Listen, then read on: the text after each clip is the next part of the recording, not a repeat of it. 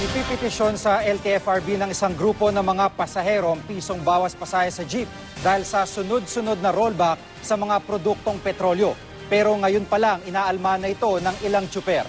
Nakatutok si Julio Segovia. Hindi lang 50 sentimo, kundi piso ang gustong bawas sa minimum na pasahe sa jeep ng National Council for Commuter Safety and Protection.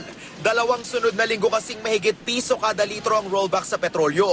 Ngayong nasa 37 pesos na lang uli ang litro ng diesel gaya noong 2008. 7 pesos and 50 centavos na raw dapat ang pasahe sa unang 4 na kilometro ng biyahe sa jeep. Maghahain ang grupo ng petisyon sa LTFRB sa Martes. Napakalayo na para mabawi uli yung pagtaas ng diesel, kaya hinihiling namin at magsasabit na kami ng petisyon para sa isang rollback. Malaking tulong yun sa aming mga nagko-commute na bumaba. Di naman po tumataas yung sahod ng mga empleyado. Kaya mas maganda, baba na lang din.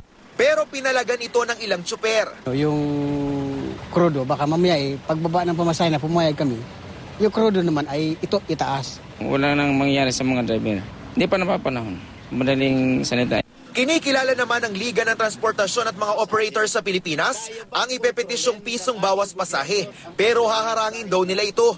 Kasama ng LTAP na tutol sa fair rollback ang iba pang grupo, gaya ng One Utak, Fedyo Dapat Akto. Namamatay kami dito sa traffic, namamatay kami dito sa kutong, namamatay kami sa mataas na mga penalties. So ito ay ini-evaluate namin mabuti.